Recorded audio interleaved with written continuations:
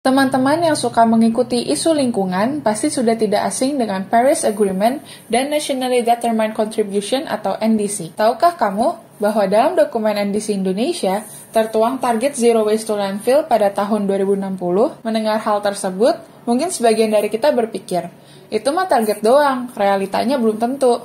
Eits, jangan salah, di Indonesia sudah ada yang berhasil Zero Waste to Landfill loh, yaitu Kabupaten Banyumas, dan berhasil mendapatkan rekognisi dalam Smart Green ASEAN Cities dari United Nations Capital Development Fund.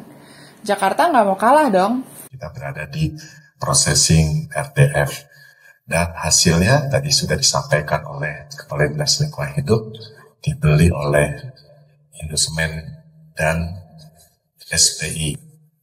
Nah, ini menjadi suksesnya RDF dan salah satu sukses Jakarta untuk Indonesia. Dalam rangka meningkatkan partisipasi masyarakat, dikeluarkan Pergub DKI 77 tahun 2020 tentang pengelolaan sampah lingkup rukun warga.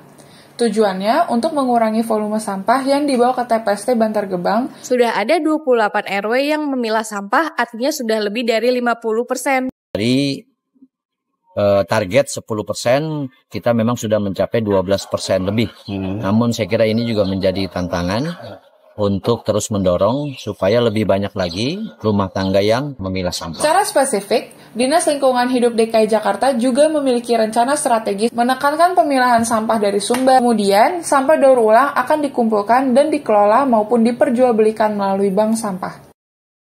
Nama saya Sri Bebasari. Ini ada filosofinya dulu. Jadi sebelum kita bicara solusi, kita harus mengerti dulu filosofi. Seperti apa sih binatang pengolahan sampah itu gitu ya. Kebersihan adalah investasi, sampahku tanggung jawabku. Kemudian ada 5 aspek dalam pengolahan sampah. Kenapa saya mengatakan kebersihan adalah investasi? Banyak orang tanya, kenapa sih Bu kebersihan adalah investasi? Biasanya orang bilang sampah adalah berkas, sampah bahan baku gitu kan. Ya saya tanya misalnya, saya nanya Pak Doang deh, kenapa orang nginep di Singapura padahal proyeknya di Jakarta? Ayo kenapa? Kalau saya Bu ya, karena bersih Bu. Karena di Singapura bersih. Iya. Teratur. Iya. Nah, jadi artinya kenapa orang nginep di Singapura padahal proyeknya di Jakarta? Karena salah satu investasi dari Singapura adalah kebersihan. Di sana ada program namanya Clean and Green gitu.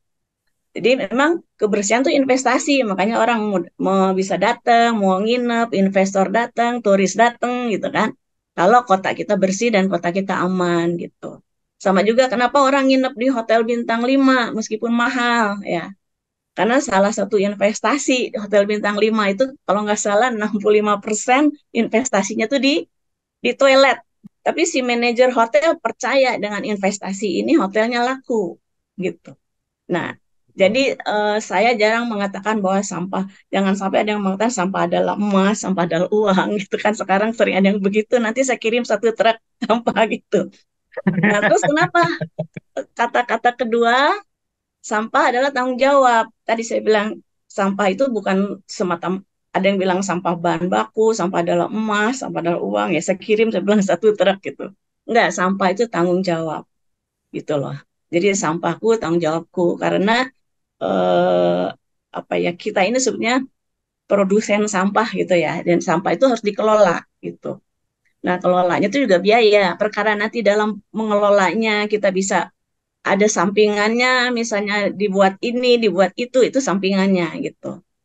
Nah, kemudian bisnisnya itu industri jasa. Siapa yang buang harus bayar, yang mengelola dibayar gitu. Jadi bukan jual kompos atau jual daur ulang, bukan itu sampingannya. Contoh misalnya seperti kita ke toilet umum, kita kalau buang ke situ bayar nggak?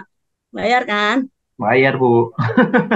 Ya karena yang industrinya kan jasa. Si toilet umumnya bisa bikin biogas, bisa bikin kompos dan lain itu kan itu justru bonusnya.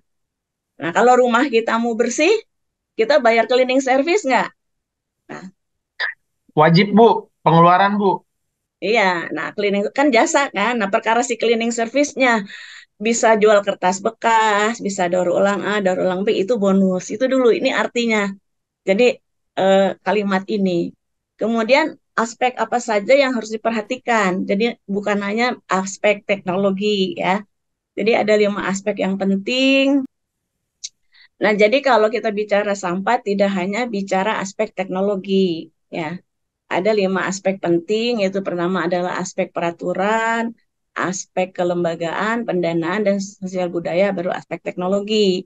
Tetapi 5 aspek ini bisa berjalan kalau ada political will. Kenapa kita udah sekian tahun merdeka, sampahnya masih primitif gitu ya? Karena dari 5 aspek ini, kita selama ini masih sering fokusnya tuh ke aspek teknologi. Kalau saya wawancara misalnya, Bapak, Ibu, kalau bicara sampah ingatnya apa? Orang bilang daur ulang ya Bu, kompos nggak Bu, orang WTE ya Bu, gitu kan. Jadi itu yang diucapkan tuh semua hanya jenis teknologi pengolahan. Jarang sekali yang bicara yang aspek-aspek lain.